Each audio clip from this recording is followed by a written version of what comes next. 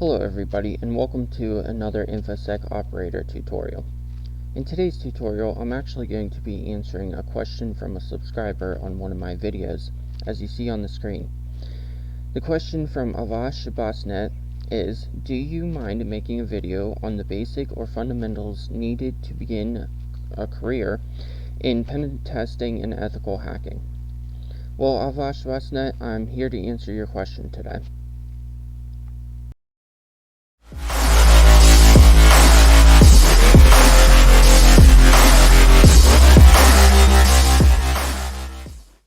In order to best answer your question, I think that it's important for us to know exactly what we need in order to become a penetration tester and ethical hacker, and then I can tell you from there how you actually become one that makes money and has contracts and or a job. So first, obviously, knowledge is key.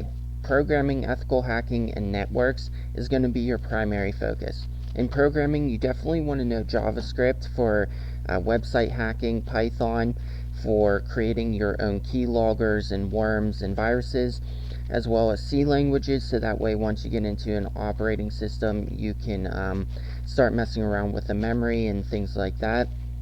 C languages are also used to program your own viruses and keyloggers and worms and all those kind of cool attacks that you can do. Ruby, MySQL for databases, and PHP is also for web hacking and also for creating other programs that you can hack with. And then, of course, you need to know ethical hacking. I mean, duh, right? Recon. So you need to be able to perform reconnaissance every time before you start a hack. And then you need to do vulnerability analysis on that recon report. You need to learn debugging, because you can actually get bug bounty programs, which is where you're going to make a lot of your money without having a degree or certifications. You need to learn injections and cross-site scripting, privilege escalation, Wi-Fi hacking, network evasion. So intrusion detection systems are a big problem for hackers trying to break into networks and systems. So you need to be able to learn how to not make so much noise on the network, and also how to bypass, intrusion detection systems and things of that nature. Social engineering can be crucial. Cryptography and password cracking, so those two kind of go hand in hand, because most passwords are cryptographically encrypted. So learning cryptography and password cracking is going to be pretty big on your part, especially when doing website penetration testing, but as well as when you're trying to gain access to an operating system. Then you need post-exploitation and backdoors. So how do you continuously, after you've exploited that system, how do you continuously keep going to that system to get as much information as you can for as long as you can? Remote hacking, so remote access tools are going to be big, which can also be coded in Python and C programming languages and other languages as well. And then you need to, if you're going to do this professionally and not illegally, you definitely have to know post-hacking write-ups. So that's going to be absolutely key. Then you're going to need to be somewhat of a network guru. So you need to understand the OSI model and the protocols and ports. If you don't understand how those two go hand in hand, well, you're off to a very bad start. Learn data packets and frames. Transmission of data across the wire, the different channels that things use. So if you go and watch my Wi-Fi hacking video, you understand a little bit about channels and which channels are most common and how many channels there are. Then you need to understand network topology and distance hops. So how is the network configured, designed, and implemented, and what are distance hops? So how long does it take from your request to get to another computer? Network noise. You can actually go ahead and Google the program EtherApe, and you can actually see how much noise are you making in a live feed on that network. And then, of course, addressing, so your IP addresses and how they are binarily configured, and how they are engineered and reverse engineered.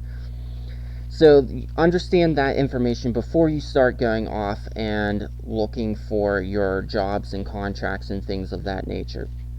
So bigger certifications and degrees equal bigger money. So certifications that you would need to start becoming a professional pen tester or ethical hacker is your CompTIA Network Plus and your Security Plus, as well as your Certified Ethical Hacker certification by EC Council.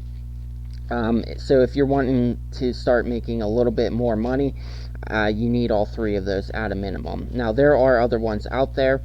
You can go ahead and look them up, and honestly, usually whenever you start Googling CompTIA certifications, it'll lead you to the other certifications, but at a minimum, you need those three.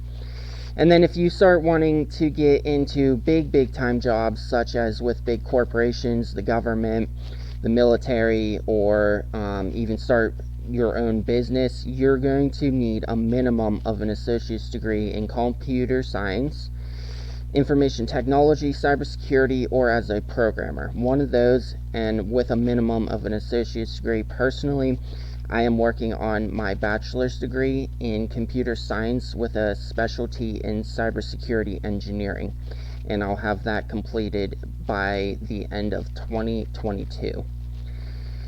So contracts and jobs. So what are some things that you can do with all of the above mentioned information? So with none of the certifications and no degree, you can actually work as a pen tester and ethical hacker.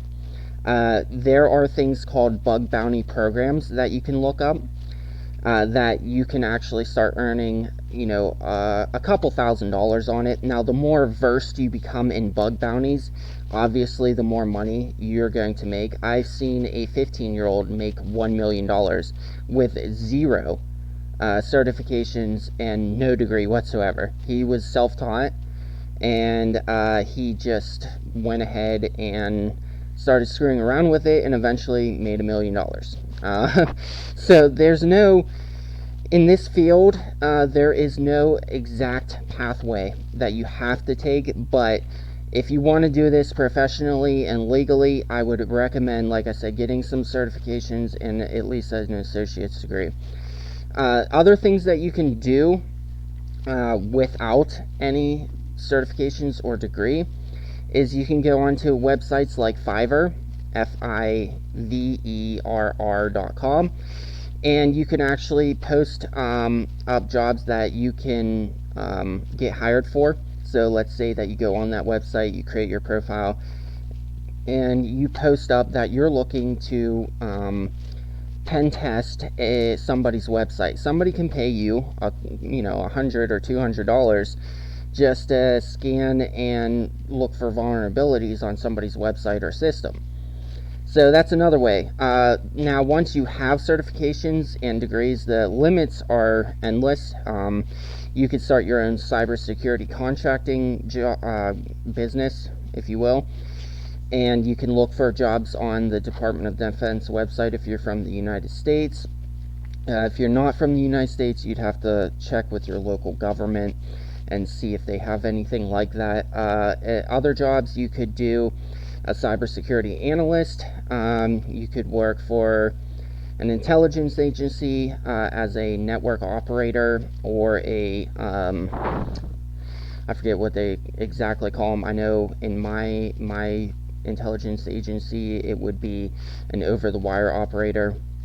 So kind of you're just poking around enemy networks and seeing if you can seeing if there's any vulnerabilities open, and you can exploit it, and then start putting in your backdoors and remote access tools and blah blah blah. Other jobs, you could work for a bank. They will hire penetration testers to make sure that they won't get hacked, and you can find vulnerabilities and patch those vulnerabilities. I mean, the list goes on and on. Almost everything is run by computers these days, and of course everybody wants those computers to be secure or they lose millions of dollars.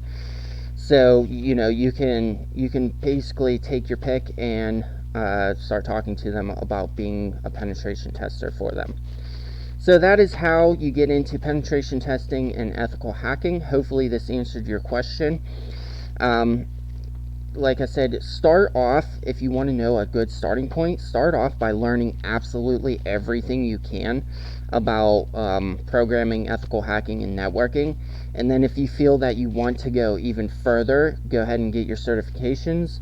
Then I would recommend getting your degree. The way I did it was I learned everything on my own first, kind of. And even then, I don't know everything, but I know a lot. And then I went and got my degree, or am working on my degree, and then I'll go ahead and get my certification. So that's the way that I'm doing it. So hopefully this answers your question. Thank you all for watching the video, and I'll see you guys in the next video. InfoSec Operator out.